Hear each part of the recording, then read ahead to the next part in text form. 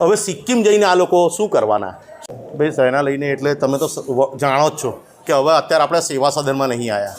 વડોદરાની પ્રજાએ સ્વીકાર કરી લીધો આ મેવા સદન જ છે. અને આ મેવા તમે જોઈ લો કે આ લોકો પ્રજાના ફરજે પહેલાં ઇન્દોર જઈને આવ્યા. ઇન્દોર જઈને આવ્યા પછી વડોદરાની હાલત શું છે અત્યારે આપ જાણો છો. મારી પાસે તાજા રિપોર્ટ છે, ઇન્દોર ઉપરથી બગાડીને આવ્યા. આવા ખાડા ઇન્દોરમાં ખોદાવાના ચાલુ થઈ ગયા. એટલે આ લોકો જઈ જાય છે ને તો કોઈ ટ્રેનિંગ લેવા નહીં જતા. મને તો એવું લાગે છે બીજા સિટીઓને બગાડવા જાય. હવે સિક્કિમ જઈને આ લોકો શું કરવાના, શું કર્યું અને શું કરશે? આ વડોદરાની ચિંતા, કારણ કે હવાઈ સફર આ લોકો લહેર પાણી ભજીયા ખાય છે. પોતાના ખર્ચે તો બેંકોક જાય છે જાવ વયા, તો પોતાના ખર્ચે જાઓ ને. તમને વડોદરા માટે ગંભીરતા તે તો જે તે સમયના જ્યારે મેયર હતા પોતાના ખર્ચે અમેરિકા ગયા હતા પૈસા ભરીને. તો આ લોકોને ફક્ત લહેર પાણી પ્રજાના પૈસે ભજીયા જ ખાવા છે આ લોકોએ.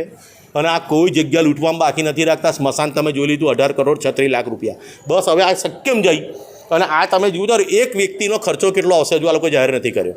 એક કોર્પોરેટર સિક્કિમ જશે એટલો ખર્ચો આવશે. કોના પૈસા? આજે તમારો ને મારો 1 વર્ષનો વેરો બાકી હોય ને સાહેબ, આ લોકો સીલ મારી જાય.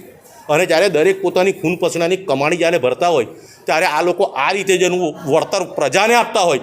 અમને ઇન્દોર ગયા પછી જો વડોદરામાં સુધારો આવ્યો હોય તમે જુઓ, ગયા મહિને રોડ બન્યો, અત્યારે ખોદાઈ ગયો.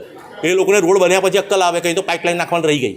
એટલે વિચારો, આ લોકોએ 6250 કરોડ 9 મહિનામાં વાપરવા છે. આ 6250 કરોડ વાપરવા માટે આ લોકો જે સારા ને સારા બ્રિજ ખોલીને બેસી ગયા છે. આ લોકો રિપેરિંગના બહાને રસ્તા બંધ કરી નાખ્યા છે. અમારું માત્ર કે એવું છે જો તાત્કાલિક ધોરણે આ લોકોની આ ટ્રીપો રદ કરવામાં નહીં આવે તો આ અમે અત્યારે ગણીને ભલે 10 છે, 1000 જણ અમે અહીં ગાડી કોર્પોરેશનમાં મેવા સદનમાં આવીને આંદોલન કરીશું.